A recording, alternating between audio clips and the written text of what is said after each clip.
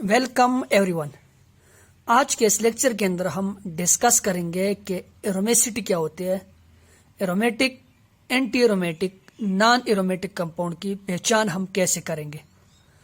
अब इस पे जाने से पहले हमको एक इम्पॉर्टेंट बात सीखनी चाहिए कि हम पाई इलेक्ट्रॉन की कैलकुलेशन कैसे करेंगे। सबसे पहले 1 पाई इलेक्ट्रॉन का मतलब होते हैं 2 इलेक्ट्रॉन, ठीक। यानी पाई इलेक्ट्रॉन, एक पाई इलेक्ट्रॉन का मतलब होते 2 इलेक्ट्रॉन। अगर 2 पाई होगा उसका मतलब होगा 4 इलेक्ट्रॉन, 3 पाई होगा तो उसका मतलब होगा 6 इलेक्ट्रॉन, ठीक। सबसे पहले ये पता आपको होना चाहिए कि 1 पाई 2 इलेक्ट्रॉन के बराबर होते हैं। अब अगर लोन पेयर ऑफ इलेक्ट्रॉन होंगे उसका मतलब होगा 2 इलेक्ट्रॉन। सिमिलरली पॉजिटिव चार्ज किसी जगह पर आएगा तो उसका मतलब होगा 0 इलेक्ट्रॉन। नेगेटिव चार्ज होगा तो 2 इलेक्ट्रॉन। सिमिलरली फ्री रेडिकल होगा तो 1 इलेक्ट्रॉन। ट्रिपल बॉन्ड होगा या डबल बॉन्ड होगा उसका मतलब यही होगा कि 2 इलेक्ट्रॉन, क्योंकि ट्रिपल बॉन्ड में भी अगर हम आगे डीलोकलाइजेशन करेंगे या कंजुगेशन करेंगे तो उस कंजुगेशन या डीलोकलाइजेशन के अंदर एक ही पाई बॉन्ड इन्वॉल्व होगा, दोनों pi bond at a time conjugation के अंदर इन्वॉल्व नहीं हो सकते। मतलब ये होगा ट्रिपल बॉन्ड होगा, डबल बॉन्ड होगा तो उसका मतलब ये होगा 2 इलेक्ट्रॉन। तो इससे हम कैलकुलेशन ऑफ पाई इलेक्ट्रॉन करेंगे कि पाई इलेक्ट्रॉन होगा, आगे मैं बताऊंगा, तो ये चीज आपको आनी चाहिए। अब एरोमेटिक कंपाउंड या एरोमेसिटी है क्या चीज। हम तो वैसे पढ़ते हैं कि एरोमेटिक का जो वर्ड्स है ये एरोमा से निकला है और उसका मतलब होता है फ्रेगनेंस, यानी किसी भी कंपाउंड की फ्रेगनेंस होगी तो वो एरोमेटिक कंपाउंड कहलाएंगे। लेकिन with the passage of time अब हमारे पास 1000 ऑफ एरोमेटिक कंपाउंड है और बहुत सारे कंपाउंड ऐसे हैं उनकी फ्रेगनेंस नहीं है, तो इसलिए हम एरोमेटिसिटी या एरोमेटिक कंपाउंड की यहां पर कुछ और तरह से डिफिनीशन डिस्कस करेंगे। सबसे पहले यहां पर मैं एग्जांपल से आप लोग को समझाता हूं। ये एक सिस्टम मैंने लिखा हुआ है। इस सिस्टम के अंदर अगर आप लोग देखो एक पाई बॉन्ड और साथ में पॉजिटिव चार्ज और 3 ही कार्बन है, और यही कंपाउंड को मैंने साइक्लिक फॉर्म में भी लिखा हुआ है। साइक्लिक फॉर्म में भी यहां पर पॉजिटिव चार्ज, 3 कार्बन और एक पाई बॉन्ड यहां पर भी है। अब अगर हम एमओटी अप्रोच से जाएं, यानी मॉलिक्यूलर ऑर्बिटल थ्योरी अप्रोच से जाए और इन कंपाउंड की या इन मॉलिक्यूल की एनर्जी देख ले या स्टेबिलिटी देख ले, तो स्टेबिलिटी के बाद हमें ये रिजल्ट आता है कि ये जो साइक्लिक फॉर्म में प्रोपेनियम आयन है ये अपने ये जो एसाइक्लिक कंपाउंड है इससे ज्यादा स्टेबल है। तो यहां पर मैं एरोमेसिटी को ऐसे डिफाइन करूंगा कि whenever a cyclic compound is more stable from its acyclic compound then it is known as aromatic compound and this phenomena is known as aromaticity, ठीक। यानी जब कोई साइक्लिक कंपाउंड अपने एसाइक्लिक कंपाउंड से ज्यादा स्टेबल होगा तो इसको हम बोलेंगे एरोमेटिक कंपाउंड और इस फिनोमेना का नाम होगा एरोमेसिटी। अब अगर हम एमओटी अप्रोच से देख लेते तो इसका ये जो साइक्लिक फॉर्म है ये ज्यादा स्टेबल है एज कंपेयर टू इसका एसाइक्लिक फॉर्म से, तो ये एरोमेटिक है और ये वाले एरोमेटिक नहीं है। सिमिलरली जब हम इस कंपाउंड के पास जाते हैं तो इस कंपाउंड में भी यही केस है कि 3 कार्बन है, एक पाई बॉन्ड है, एक नेगेटिव चार्ज है, और यहां पर मैंने इसका साइक्लिक फॉर्म लिखा हुआ है। इसमें भी यही 3 कार्बन है, एक पाई बॉन्ड है और ऊपर नेगेटिव चार्ज। तो फिर जब हम एमओटी अप्रोच से जाते हैं या इसकी एनर्जी देखते हैं या इनकी स्टेबिलिटी देते हैं तो स्टेबिलिटी के बाद हमारे पास ये रिजल्ट आता है कि इसका ये जो एसाइक्लिक वाला फॉर्म है ये इसके साइक्लिक फॉर्म से ज्यादा स्टेबल है। तो पहले वाले को हम बोलते हैं, ये जो पहला वाला है इसको हम बोलते हैं एरोमेटिक कंपाउंड और इस फिनोमेना को हम बोलते हैं एरोमेसिटी। लेकिन ये जो दूसरा कंपाउंड है, ये जो दूसरा केस है जब इसमें एसाइक्लिक अपने साइक्लिक से ज्यादा स्टेबल होते हैं इसको हम बोलते हैं एंटी एरोमेटिक। यहां पर मैंने ये बात बता दी कि एरोमेटिक कंपाउंड के लिए क्या कंडीशन है कि जब वो अपने एलिफेटिक चेन से यानी एसाइक्लिक फॉर्म से साइक्लिक वाला ज्यादा स्टेबल होगा। ये सिर्फ जर्नल सी बात थी कि एरोमेटिक कंपाउंड को आप पहचानो के लिए। अब ये जो एरोमेटिक कंपाउंड हो सकती है, मैं भी एरोमेटिक को एरोमेसिटी, एंटी एरोमेटिक को नॉन एरोमेटिक को। सबसे पहले एरोमेटिक की तरफ जाते हैं कि एरोमेटिक कंपाउंड के लिए कंडीशन क्या है। एरोमेटिक कंपाउंड के लिए कंडीशन क्या है, तो पहले जो कंडीशन मैंने लिखी हुई है कि aromatic compound must be cyclic, ये सारी बातें होगी।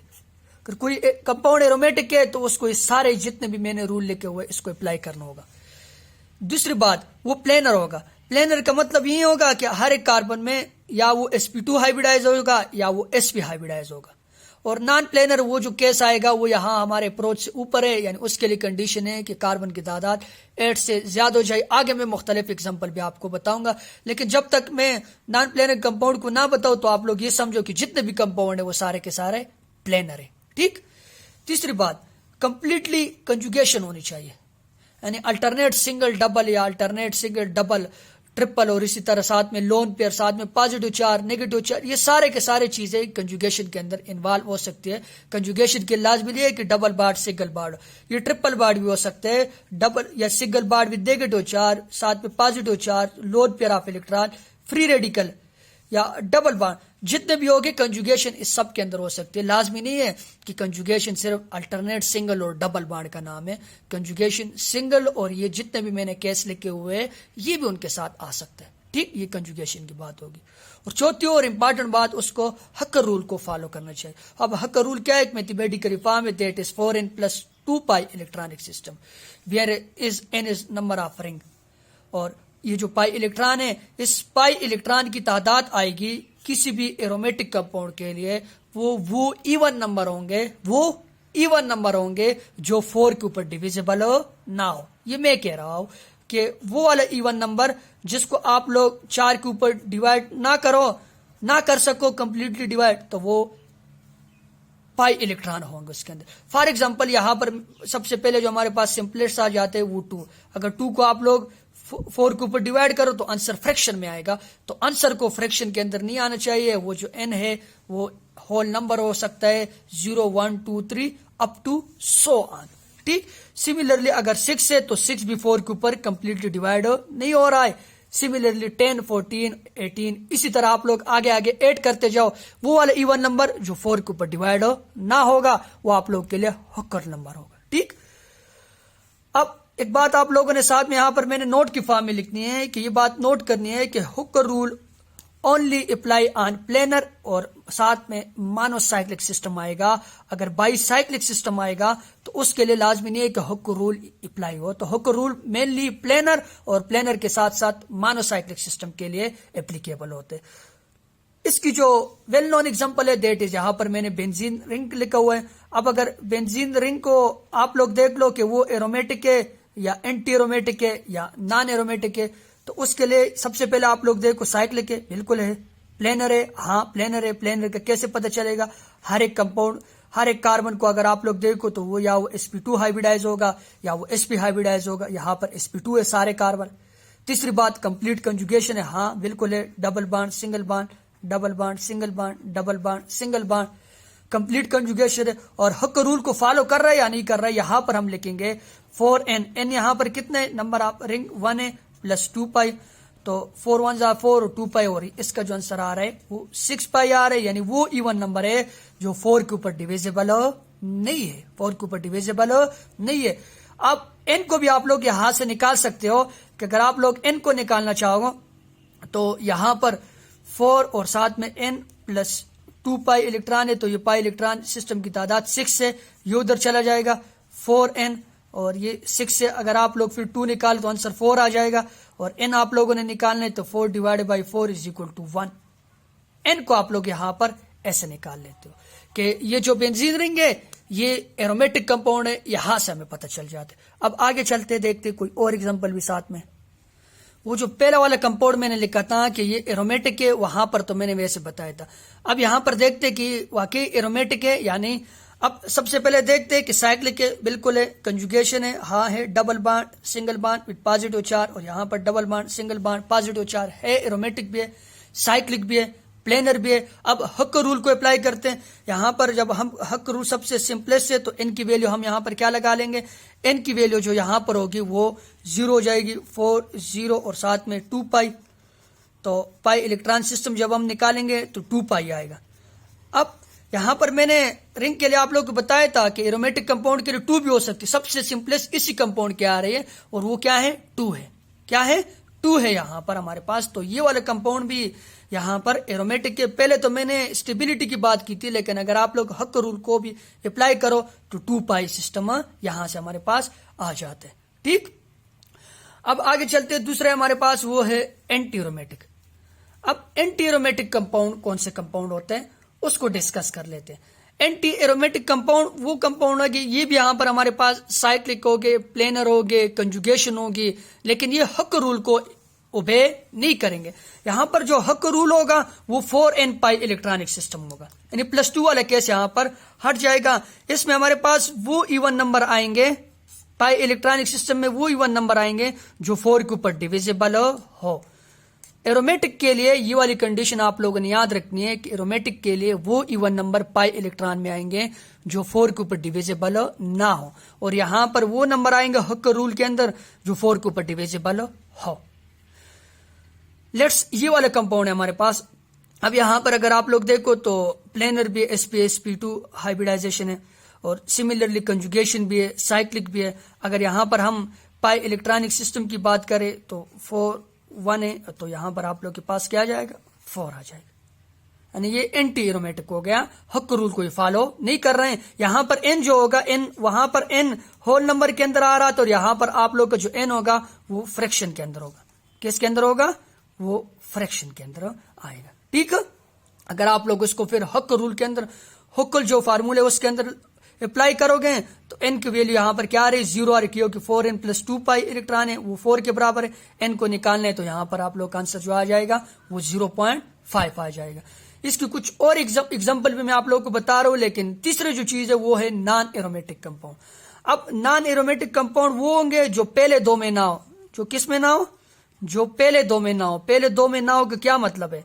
पहले दो में ना हो, यानी जो ना एरोमेटिक हो ना वो एंटी एरोमेटिक हो, तो वह आप लोग के पास क्या आ जाएगा? वो नॉन एरोमेटिक आ जाएगा। और तीसरी और इंपॉर्टेंट बात, आप लोग अगर स्टेबिलिटी को देख लो तो स्टेबिलिटी एरोमेटिक, एंटी एरोमेटिक और नॉन एरोमेटिक में कैसे निकालोगे कि स्टेबिलिटी का जो रूल है वो एरोमेटिक कंपाउंड सबसे ज्यादा स्टेबल, उसके बाद जो दूसरे नंबर पर होंगे वो नॉन एरोमेटिक कंपाउंड होंगे, और थर्ड नंबर पर एंटी एरोमेटिक कंपाउंड होंगे। ये स्टेबिलिटी का आर्डर है एरोमेसिटी के लिए, एरोमेटिक सबसे ज्यादा, उसके बाद नॉन एरोमेटिक, और थर्ड नंबर पर एंटी एरोमेटिक स्टेबिलिटी होगी। अब एंटी एरोमेटिक के लिए आप लोगों ने एक बात नोट कर लेनी है कि जब कभी भी यहां पर मैंने लिखा हुआ है कि कंजुगेशन के अंदर ब्रेक आ जाए, कंजुगेशन के अंदर ब्रेक आ जाए, तो समझो आप लोग का कंपाउंड साइक्लिक है, प्लेनर है, हकर रूल को भी फॉलो कर रहा है, वो जो हकर रूल को follow 4n pi electron system को भी फॉलो कर रहे हैं, लेकिन उसके अंदर अगर कंजुगेशन के अंदर ब्रेक आ गया, कंजुगेशन टूट गया, तो समझो कि आप लोग का कंपाउंड हो नॉन एरोमेटिक। कैसे? आप लोग देखो A double bond with B, और यहां पर आप लोग अगर कंजुगेशन के अंदर ब्रेक का मतलब ये है कि यहां पर आप लोग का ये वाला जो कार्बन है इसकी हाइब्रिडाइजेशन sp3 है। sp3 का मतलब क्या हो गया कि कंजुगेशन के अंदर ब्रेक आ गया। क्या आ गया? ब्रेक आ गया, तो वो वाला कंपाउंड आप लोग के पास एंटी एरोमेटिक हो जाएगा। यहां पर मैंने बहुत सारे एग्जांपल लिखे हुए। अगर आप लोग इस कंपाउंड के देख लो कि ये एरोमेटिक है या ये नॉन एरोमेटिक है या ये एंटी एरोमेटिक है, इन एग्जांपल को आप लोगों ने भी अप्लाई करना है। ठीक, ये वाला तो आप लोग के पास नॉन एरोमेटिक हो गया। अब अगर इस कंपाउंड को देखो, ये एरोमेटिक एंटी है, नॉन एरोमेटिक है, और भी मैं एग्जांपल बता रहा हूं। तो A double bond with B, और यहां पर आप लोग देखो तो कंजुगेशन के अंदर ब्रेक आ गया।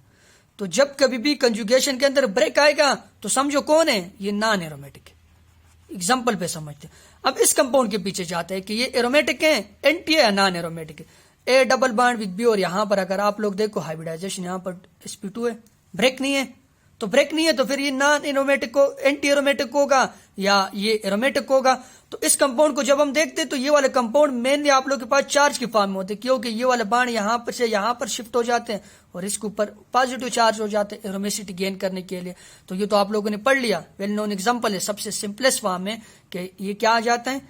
एरोमेटिक कंपाउंड आ जाते हैं, और ये 2 पाई इलेक्ट्रॉनिक सिस्टम है और सबसे सिंपलेस्ट है। ठीक, इसकी तरफ जाते हैं। इस कंपाउंड को अगर आप लोग देखो, सबसे पहले यहां कंजुगेशन को देख लो, A डबल बॉन्ड BC पर negative charge, positive charge, lone pair, free radical, तो पॉजिटिव चार्ज। यहां से देखो A double bond with B, और यहां पर C के ऊपर पॉजिटिव चार्ज। कंजुगेशन के अंदर तो ब्रेक नहीं है, नॉन एरोमेटिक तो ज़हन से निकाल लो। अब देखो एंटी एरोमेटिक है या एरोमेटिक है, तो यहां पर जब आप लोग पाई इलेक्ट्रॉन निकालोगे तो पाई इलेक्ट्रॉनिक सिस्टम पॉजिटिव चार्ज क्या होते हैं, 0 के बराबर होते हैं। अगर हक रूल के अंदर आप लोग इसको अप्लाई करोगे तो ये वाले कंपाउंड भी आप लोग के पास क्या हो जाते हैं, एरोमेटिक हो जाते हैं, ये भी एरोमेटिक। अब इस कंपाउंड की तरफ जाते हैं, इंपॉर्टेंट है कि ये वाले कंपाउंड एरोमेटिक है, एंटी एरोमेटिक है या नॉन एरोमेटिक है। तो एक बात आप लोगों ने नोट करनी है, सबसे पहले ये जो कंपाउंड है इस कंपाउंड का नाम क्या है, इस कंपाउंड का नाम क्या है, पहले कभी सुना है? तो इस कंपाउंड का नाम है स्क्वेरिक एसिड। क्या नाम है इसका? नाम है स्क्वेरिक एसिड। तो ये जो कंपाउंड होता है ये मेनली चार्ज के फॉर्म में एग्जिस्ट करता है। तो वो वाले कंपाउंड जो चार्ज के फॉर्म में ज्यादा स्टेबलाइज हो और एरोमेसिटी शो करे, इसको हम बोलते हैं Quarsi aromatic compound. Quarsi aromatic compound क्या होते हैं, जो चार्ज की फॉर्म में एग्जिस्ट करते हैं, यानी ज्यादा स्टेबल होते हैं और वो एरोमेसिटी शो करते हैं। इस कंपाउंड का नाम है स्क्वेरिक एसिड। मेनली ये डाइप्रोटिक एसिड है, 2 प्रोटॉन को लॉस करते हैं। तो जब इधर से दोनों प्रोटॉन को लॉस करेगा तो यहां पर मैं इसका दूसरा फॉर्म लिख भी लेता हूं आप लोग के लिए। तो इसका जो दूसरा फॉर्म आएगा वो कुछ यूं आ जाएगा कि यहां पर ऑक्सीजन है, इसके ऊपर नेगेटिव चार्ज आएगा क्योंकि प्रोटॉन इसने दे दिया, इधर से भी negative charge, double bond with O और यहां पर डबल बॉन्ड विद O। तो अब यहां पर अगर आप लोग देखो इधर डबल बॉन्ड है और सिंगल बॉन्ड है, डबल बॉन्ड है, यहां पर देखो तो डबल बॉन्ड है, सिंगल बॉन्ड है, डबल बॉन्ड है, एरोमेसिटी शो कर रहे हैं। अब अगर इस कंपाउंड को आप लोग देखो तो ये चार्ज के फॉर्म में भी एरोमेसिटी शो कर रहे हैं, लेकिन ये 2 अलग अलग एरोमेसिटी शो कर रहे हैं, एक इस साइड से और एक एरोमेसिटी ये इस साइड से शो कर रहे हैं। क्योंकि ये जब इधर से इधर शिफ्ट हो जाएगा, ये इधर से इधर शिफ्ट हो जाएगा और ये वाला इधर से इधर शिफ्ट हो जाएगा, तो फिर भी इसके अंदर कंप्लीट कंजुगेशन है। तो जब कंप्लीट कंजुगेशन होगी और तो उस कंपाउंड के अंदर एरोमेसिटी भी एग्जिस्ट करेगी। अब इधर जाते हैं 4 पाई इलेक्ट्रॉनिक सिस्टम की तरफ जाते हैं। इस कंपाउंड को देखते हैं कि ये या एरोमेटिक है या एंटी एरोमेटिक है। एक बात आप लोगों ने नोट करनी है कि 4 पाई इलेक्ट्रॉनिक सिस्टम जब कभी भी आएगा वो या एंटी एरोमेटिक होगा या वो नॉन एरोमेटिक होगा। उसके लिए एरोमेसिटी का रूल दिमाग से निकाल लो, क्योंकि मैंने कहा है आप लोग को कि एरोमेटिक कंपाउंड वो होंगे जिसका जो हक्कल नंबर होगा वो 4 के ऊपर डिविजिबल नहीं होगा। यहां तो है ही 4, खुद ही 4 है, तो फिर वो 4 के ऊपर डिविजिबल हो जाते। तो वो उसके लिए आप लोग जहन से निकाल लो कि वो एरोमेटिक नहीं हो सकते, या वो एंटी एरोमेटिक हो गए या वो नॉन एरोमेटिक हो गए। अब इस कंपाउंड को देख लो, एंटी एरोमेटिक को तो जहन में ही सोच लो कि कंजुगेशन के अंदर ब्रेक आ जाए तो समझो कि वो आप लोग के पास नॉन एरोमेटिक है। कंजुगेशन के अंदर क्या आ जाए, ब्रेक आ जाए, तो वो क्या है, नॉन एरोमेटिक कंपाउंड। अब अगर यहां पर आप लोग देख लो, इधर अगर आप लोग नोट कर लो तो ए डबल बॉन्ड सा यहाँ पर नेगेटिव चार्ज, तो ये आप लोग के पास एंटी एरोमेटिक हो जाएगा। सिमिलरली दूसरे को देख लो तो यहां पर भी कंप्लीट कंजुगेशन है, लोकलाइजेशन है और या डी लोकलाइज बॉन्ड है, तो ये भी आप लोग के पास एंटी एरोमेटिक है। अब इस कंपाउंड को अगर आप लोग देख लो तो ये वाला कंपाउंड किस फॉर्म में एग्जिस्ट करेगा, ये वाला कंपाउंड अगर आप लोग इस फॉर्म में देखोगे, ये वाले जो फॉर्म मैंने लिखी है तो ये वाली फॉर्म में ये नॉन एरोमेटिक फॉर्म है, लेकिन असल में ये ऐसा तो एग्जिस्ट करता नहीं है। मैं इसकी दूसरी स्ट्रक्चर यहां पर आप लोग को ड्रा करके एक्सप्लेन करता हूं। आप लोग अगर इसके देख लो तो ये नॉन एरोमेटिक है, क्योंकि यहां पर डीलोकलाइज, इधर से ये शिफ्टिंग, इधर से ऊपर शिफ्टिंग नहीं करेगा। अगर ऊपर शिफ्टिंग हो जाएगी तो इसके ऊपर पॉजिटिव चार्ज आ जाएगा, इसके ऊपर नेगेटिव चार्ज आ जाएगा। तो पॉजिटिव और नेगेटिव चार्ज जब आ जाएगा तो इसका आप लोग जब वो अगर कंजुगेशन करवा के कंजुगेशन के अंदर ब्रेक आ गया तो समझो वो आप लोग के पास नॉन एरोमेटिक है। अगर आप लोग ऐसा बोलो कि सर ये इधर से इधर चला जाएगा, ये यहां से यहां आ जाएगा, तो फिर इसके ऊपर पॉजिटिव चार्ज आ जाएगा। तो पॉजिटिव चार्ज आने के बाद ये फिर आप लोग के पास एंटी एरोमेटिक हो जाएगा। लेकिन ये ऐसा होता नहीं है। ऐसा क्यों नहीं होता? सर आप तो कह रहे थे कि ये चार्ज की फॉर्म में हमारे पास चार्ज की फॉर्म में एग्जिस्ट करते हैं, तो चार्ज की फॉर्म में जाएगा तो ये एंटी एरोमेटिक हो जाएगा। लेकिन ऐसा होता नहीं है। ऐसा क्यों नहीं होता कि ये यहां से यहां पर नहीं आएगा? क्योंकि यूनिवर्स के अंदर हर एक चीज स्टेबिलिटी की तरफ जाती है। और मैंने आप लोगों को कहा है कि non aromatic compound anti aromatic compound से ज्यादा स्टेबल होंगे। अब अगर ये इधर चला गया, ये आप लोग के पास इस फॉर्म में आ जाएगा। अगर मैं इसकी फॉर्म फिर लिख लूं तो इसकी जो नेक्स्ट फॉर्म हो जाएगी वो फिर ये वाली हो जाएगी। अगर कंप्लीट कंजुगेशन हो जाएगी ये वाली हो जाएगी। तो ये वाले कंपाउंड इस वाले कंपाउंड से कम स्टेबल, इसलिए ये डीलोकलाइजेशन शो नहीं करेगा, तो इसलिए ये नॉन एरोमेटिक होगा, एंटी एरोमेटिक यहां पर नहीं होगा। तो ये हमारे पास बहुत सारे एग्जांपल आ गए कि हम aromatic compound, non aromatic compound और एंटी एरोमेटिक कंपाउंड को कैसे पहचानेंगे। Thank you for watching my videos.